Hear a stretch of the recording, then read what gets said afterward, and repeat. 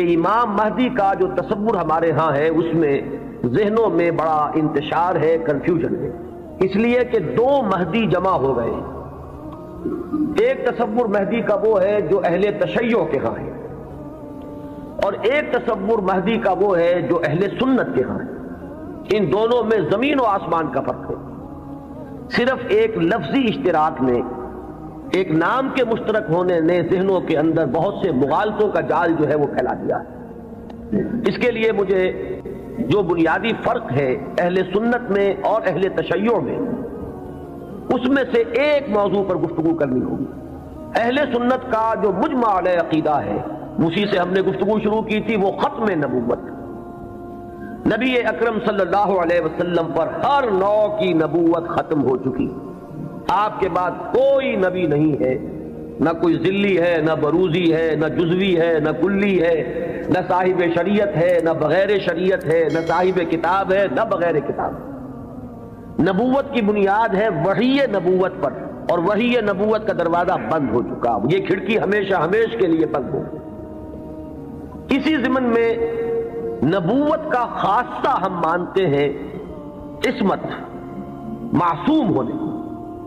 معصومیت جو ہے یہ خاصہ نبوت ہے اہل سنت کے نزدیک۔ جب نبوت ختم ہوئی تو معصومیت بھی ختم۔ اب خطا کا امکان ہے، اجتہاد کا دروازہ ہے، کھلا ہے۔ کوشش کرو، محنت کرو، صحیح سے صحیح رائے تک پہنچنے کے لیے ایڑی چوٹی کا زور لگاؤ۔ کتاب و سنت کے جو محکمات ہیں، جو اس کی اساسات ہیں، اس سے استدلال کرتے ہوئے، استنباط کرتے ہوئے نتائج تک خود پہنچو۔ یہ اجتہاد ہے۔ اس اجتہاد میں جہاں ثواب کا امکان ہے، خطا کا بھی۔ ثواب یہاں سے والا ثواب نہیں، صاد والا ثواب، جس سے آپ بولتے صائب الرائے، وہ شخص کہ جس کی رائے صحیح ہوتی ہے۔ تو ثواب کا بھی امکان ہے کہ صحیح رائے تک انسان پہنچ جائے، اور خطا کا بھی احتمال ہے۔ یہ جو خطا کا احتمال ہے، اگر پوری نیک نیتی سے خطا ہوئی ہو، انسان کی اپنی نیت میں کوئی فساد نہ ہو، اس کے اپنے اندر کوئی اس کے ارادوں میں کجی نہ ہو، تو اگر خلوص اور اخلاص کے ساتھ ایک مجتہد غلطی کرتا ہے، خطا کرتا ہے، ہمارا موقف یہ ہے کہ اسے بھی اجر ملے گا، اکیرا اجر ملے گا، اس لیے کہ اجتہاد کا مادہ وہی جہد ہے۔ اس نے خلوص کے ساتھ محنت کی ہے، جد و جہد کی ہے، مطالعہ کیا ہے، غور و فکر کیا ہے، کتاب و سنت کی نصوص کو کھنگالا ہے، اس نے ایک رائے قائم کی ہے۔ اس رائے کے قائم کرنے میں اگر وہ بربنائے طب بشری کسی خطا کا مرتکب ہو گیا ہے تو یہ اس کے دسترس سے، اس کے اختیار کے دائرے سے باہر ہے، لہذا اسے اس کی محنت کا جو ثواب ضرور ملے گا۔ تو مجتہد مختی کے لیے اکیرا ثواب ہے، اور مجتہد مصیب یعنی جو ثواب تک پہنچ گیا، صحیح رائے تک پہنچ گیا، اس کے لیے دوہرا اجر۔ یہ معاملہ میں نے اس سے پہلے بھی ایک مرتبہ عرض کیا تھا کہ ہمارے ہاں اتنا قطعی ہے کہ ہمارے نزدیک حضرت ابو بکر بھی معصوم نہیں ہے، حالانکہ بالاتفاق وہ سب سے افضل ہے پوری نوع انسانی میں انبیاء کے بعد، افضل البشر بعد الانبیاء بالتحقیق، صرف اس امت میں نہیں، کل نوع انسانی میں۔ جیسے کہ محمد رسول اللہ صلی اللہ علیہ وسلم تمام انبیاء سے، تمام رسولوں سے افضل ہیں، اسی طرح آپ کی امت کے جو صدیق اکبر ہیں وہ تمام امتوں کے صدیقین سے افضل ہیں، افضل البشر بعد الانبیاء بالتحقیق ابو بکر صدیق رضی اللہ تعالیٰ عنہ۔ اب آپ سوچئے، ہماری یہ رائے ہے، کسی کی ہو یا نہ ہو اس سے اس وقت سروکار نہیں ہے، ہماری یہ رائے ہے، اور پھر بھی ہم کہتے ہیں کہ ابو بکر بھی خطا سے محفوظ نہیں، معمول نہیں، ان سے بھی خطا کا امکان ہے، وہ معصوم نہیں ہے۔ عصمت جو ہے وہ خاصہ نبوت ہے، وہ محمد کے ساتھ ختم ہو گئی صلی اللہ علیہ وسلم۔ ابو بکر سے خطا ہو سکتی ہے، عمر سے ہو سکتی ہے، عثمان سے ہو سکتی ہے، علی سے ہو سکتی ہے، ہر شخص سے ہو سکتی ہے۔ اگر ان چار سے ہو سکتی ہے تو بقیہ پوری نوع انسانی تا قیام قیامت جو آنے والی ہے ان میں کوئی ان سے افضل نہیں ہو سکتا، بات ختم۔ لیکن اہل تشیع کا عقیدہ یہ ہے کہ نبوت کا دروازہ تو بند ہوا ہے، لیکن اس کے بعد امامت معصومہ کا ایک سلسلہ چل رہا ہے، اور یہ امامت معصومہ اہل بیت میں ہے۔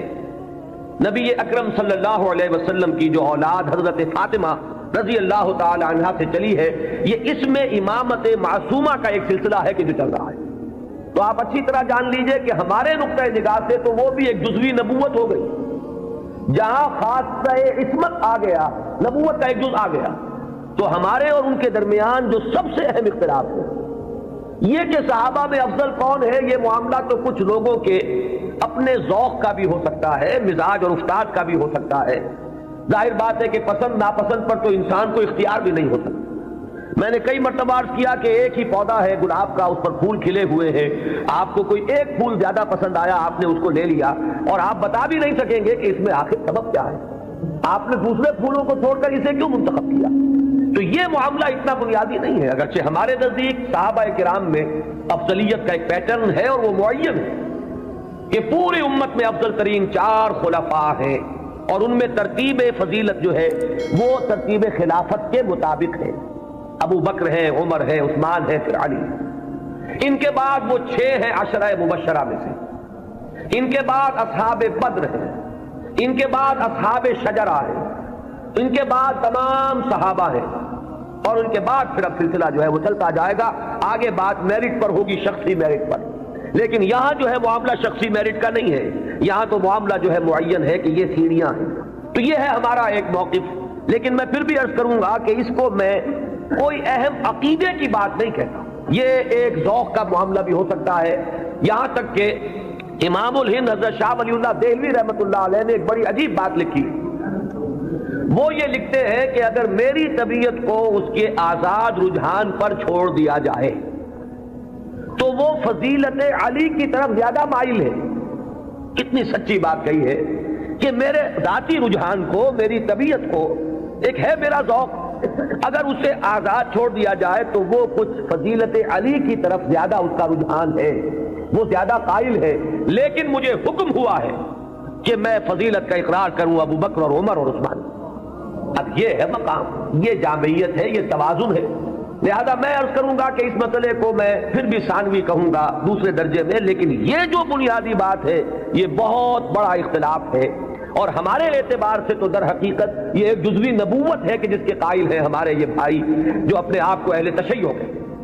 بہرحال ان کا بھی آگے سلسلہ، یہ عام معلومات کے لیے بھی بات ہے کہ ذہنوں میں رہنی چاہیے. ہمیں اکثر و بیشتر بڑی بنیادی باتیں بھی اپنی تاریخ کی معلوم نہیں. ہم چونکہ سنی ہیں، سنیوں کے اختلافات تو ہم خوب جانتے ہیں، لیکن یہ کہ اہل تشیع میں اختلاف آگے کیا ہوئے ہیں اکثر و بیشتر ہمارے علم میں نہیں ہے. ان کا جو یہ معصوم امامت کا سلسلہ ہے، حضرت علی، حضرت حسن، حضرت حسین کے صاحبزادے حضرت علی بن حسین جنہیں امام زین العابدین کے نام سے پکارا جاتا ہے، پھر ان کے بیٹے ہیں محمد باقر، ان کے بیٹے ہیں جعفر جن سے فقہ جعفری چل رہی ہے.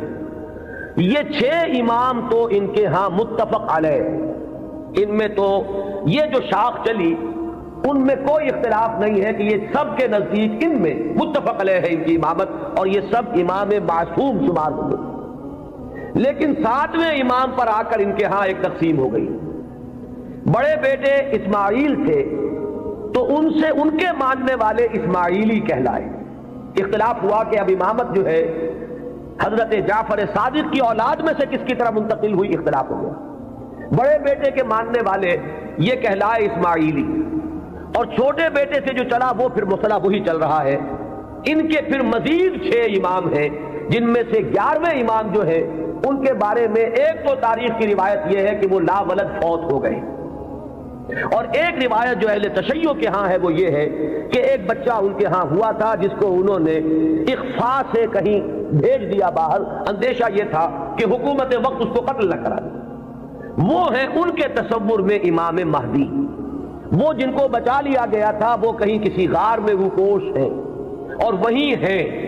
آخری زمانے کے قریب ان کا ظہور ہوگا. وہ زندہ ہے، غار میں موجود ہیں، ان کا ظہور ہوگا. وہ امام المہدی ہیں، اور ان کے آنے کے بعد پھر یہ مسلک بھی ظاہر بات ہے کہ اسلام ان کے نزدیک تو وہی ہے جسے وہ اسلام کہہ رہے ہیں، یعنی شیعیت جسے ہم کہتے ہیں.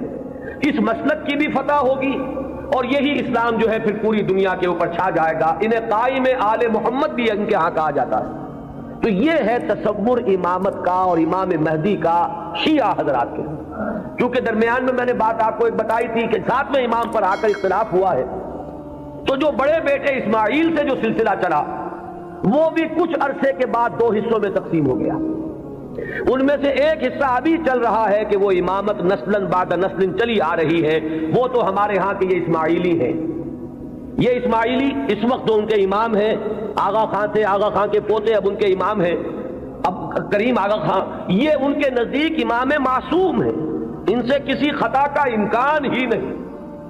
سر سلطان محمد خان جو آغا خان تھے، ان کے تو یہ الفاظ بھی منقول ہوئے ہیں کہ جب میں شراب پیتا ہوں تو شراب جب میرے ہونٹوں کو مس کرتی ہے تو پاک ہو جاتی ہے. یعنی یہ امام معصوم تو وہ شے ہے کہ جس سے کوئی ناپاک چیز چھوئے گی تو پاک ہو جائے گی.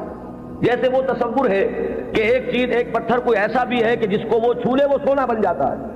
تو اسی طریقے سے یہ امامت معصومہ کیا ہے اس کا آپ تصور کیجئے. تو جو ایگزیکٹ لائن ہے امامت کی وہ تو در حقیقت ان کے ہاں ہے کہ وہ امامت معصومہ کا تصور جو ہے بغیر کسی سلسلے کے ٹوٹے ہوئے وہ چلا آ رہا ہے. ہمارے ہاں جن کو ہم آغا خانی کہتے ہیں، اسماعیلی کہتے ہیں، ان کے ہاں. ان کے ہاں دوسری شاخ وہ ہی تھی کہ اس میں بھی آگے چل کر امام غائب ہو گیا، وہ دوسرا امام ہے غائب. تو ایک امام غائب تو وہ ہیں جنہیں امام المہدی کہا جاتا ہے. وہ ہمارے ہاں کے جو عام شیعہ حضرات ہیں جنہیں اثنا عشری شیعہ کہتے ہیں، یعنی 12 اماموں کے ماننے والے. ایک وہ جو شاخ اوپر والی ہے اس کو شش امامیہ کہتے ہیں، یعنی 6 اماموں تک تو متحد آئے، اس کے بعد 6 کے بعد 7ویں امام پر ایک شاخ نکل گئی، تو وہ شش امامیہ کہلاتے ہیں ان کے نزدیک. اور خود کو یہ کہتے ہیں اثنا عشری. لہذا کسی بھی شیعہ دوست سے اگر بات ہو آپ شیعہ کہیں گے تو وہ کچھ برا مانے گا، چپ رہے، آپ سے احتجاج نہ کرے تو بات اور ہوگی. لیکن یہ کہ اگر آپ ان سے مہذب انداز میں سوال کرنا چاہیں تو آپ کا سوال یہ ہونا چاہیے کہ کیا آپ اثنا عشری ہیں؟ یہ لفظ وہ ہے جو خود اپنے لیے اختیار کرتے ہیں. لہذا وہ 12 اماموں والا سلسلہ کے 6 متفق علیہ، 5 بعد میں، اور جو 12ویں امام ہیں ان کے وہ عہد طفولیت ہی میں کہیں ان کو بھیج دیا گیا، کہیں حفاظت کے ساتھ، اور وہ کسی غار میں ابھی ہے اور وہ وہیں سے ظہور کریں گے. لہذا یہ جو اصل شیعیت ہے ان کا امام غائب ہے اور یہ اس کے انتظار میں ہے کہ وہ آئیں. ایک حالت منتظرہ جو ہے اس شیعیت پر یہ چلی آ رہی ہے. اس میں یہ بھی بتا دوں، یہ بھی دلچسپی کی بات ہے کہ حال ہی میں ایک بہت بڑا انقلابی قدم اٹھایا ہے خمینی نے یہ فلسفہ پیش کیا اور اس کو قبول حاصل ہو گیا ایران میں کہ یہ جو ہم امام منتظر کے انتظار میں رہیں گے اور کچھ نہیں کریں گے تو یہ تو بہت غلط معاملہ ہے کہ آنے والا ہی آئے گا تو کچھ ہوگا، ہم تو کچھ کر نہیں سکتے. اس نے تو ہمارے اوپر تعطل طاری کر دیا ہے. ہم لوگ جو ہے بالکل ظالموں کے لیے اور غلط کار لوگوں کے لیے نرم چارہ بن گئے ہیں، جیسے چاہیں وہ کریں، ہم تو ہاتھ نہیں پکڑ سکتے، اس لیے کہ ہم تو منتظر ہیں کہ کوئی آنے والا آئے گا تو صورت بدلے گی. تو انہوں نے فلسفہ پیش کیا کہ جب تک وہ امام غائب ظاہر نہیں ہوتے، نائب امام کی حیثیت سے کوئی شخص وہ تمام اختیارات ہاتھ میں لے سکتا ہے جو اصل میں امام کے. لہذا امام خمینی جو ہے اس وقت نائب امام ہے. وہ امام جو غائب ہیں ان کے نائب کی حیثیت سے وہ سارے اختیارات اور حقوق جو امام کے ہیں وہ اب امام خمینی کے پاس ہیں. اور اپنے کانسٹیٹیوشن میں انہوں نے اس کو ایک خاص اصطلاح دی ہے، یہ ہے ولایت فقیہ، کہ یہ وہ شخصیت ہے کہ جو بھی حکومت کا ڈھانچہ نیچے بنے گا، کوئی صدر منتخب ہو، کوئی وزیر اعظم منتخب ہو، پارلیمنٹ ہو، یہ سارا ڈھانچہ چلتا رہے گا، لیکن اوپر تلوار لٹکی رہے گی ولایت فقیہ کی کہ جس کو جس وقت چاہے وہ